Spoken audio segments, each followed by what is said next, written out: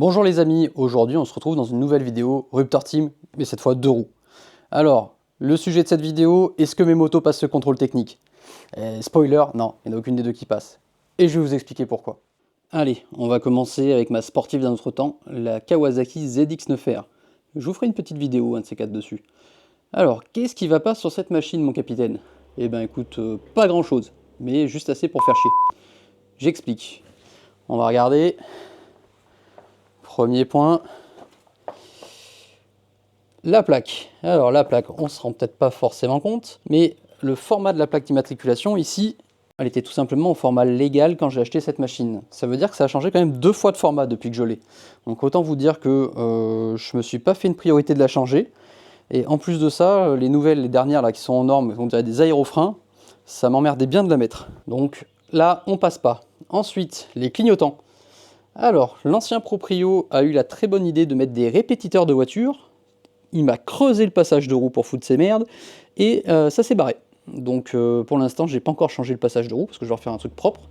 Mais du coup, j'ai plus de clignotants aux emplacements prévus. J'ai mis un feu LED avec les clignotants intégrés, qui pour moi est beaucoup plus sympa et rassurant en termes de visibilité pour les autres usagers. Mais c'est pas aux normes.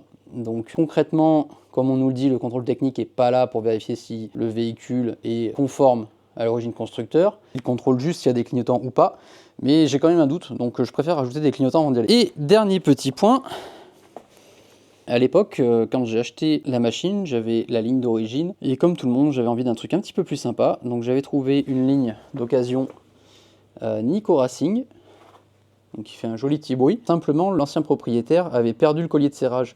Donc j'en ai bidouillé un parce que c'est un ovale qui est énorme et j'avais pas en trouvé dans le commerce, des colliers adaptés à ce silencieux. Mais du coup, là je risque un défaut de fixation de pot d'échappement. Voilà, parce que si on se met derrière, en fait, on va constater que le silencieux est un peu de travers. Ça, les amis, ils vont pas aimer.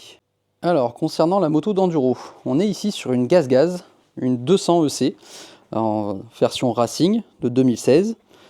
Ça, les amis, c'est la moto qui m'emmerde le plus pour le contrôle technique. Je vous explique pourquoi.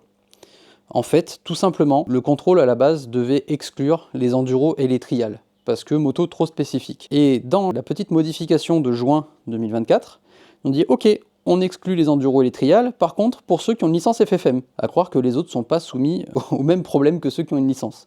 Donc c'est du grand n'importe quoi, et on va regarder ça tous ensemble. Pour ceux qui pratiquent l'enduro, c'est pas compliqué. Dans l'idée, on sait qu'on va tomber. Donc vu qu'on va tomber, qu'est-ce qu'on fait? Bon, on vire tout ce qui dépasse. Donc comme vous voyez ici, il n'y a pas de rétro, il n'y a pas de clignotant. Bien entendu, il faut la remettre en kit origine pour partir. Donc ça veut dire clignot et rétroviseur. Là, l'ancien proprio avait mis un feu LED, c'est sympa, sauf qu'en fait, il n'y a qu'une position. Et en plus, l'intensité des LED, il n'y a pas de régulateur, du coup, ça varie avec le régime moteur. Donc ça, c'est mort. Alors, après, c'est une Gaz, donc on a un joli compteur ici, mais qui n'est pas fiable du tout. Avant celle-ci, j'avais une 2011 qui avait exactement le même problème, c'est-à-dire que le compteur kilométrique, hop, arrête de fonctionner. Donc j'ai le compteur d'heure, mais j'ai pas le compteur kilométrique. Pareil, ça passe pas au contrôle.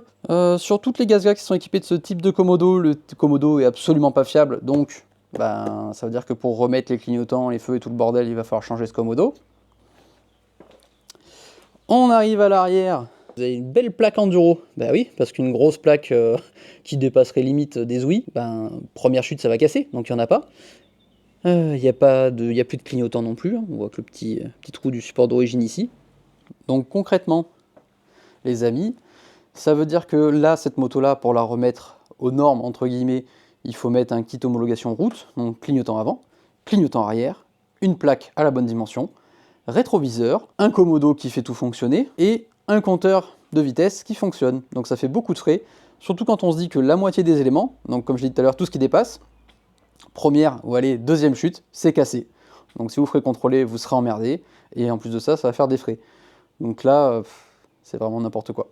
Voilà, ça c'est mon coup de gueule concernant l'enduro. Autant sur la route, franchement, voilà, les petits éléments qui sont à changer, c'est pas grand chose, et puis c'est un petit peu joué aussi ce qu'il y a aujourd'hui, mais sur l'enduro, ça m'emmerde vraiment. Voilà, n'hésitez pas à partager votre avis en bas de la vidéo. Salut!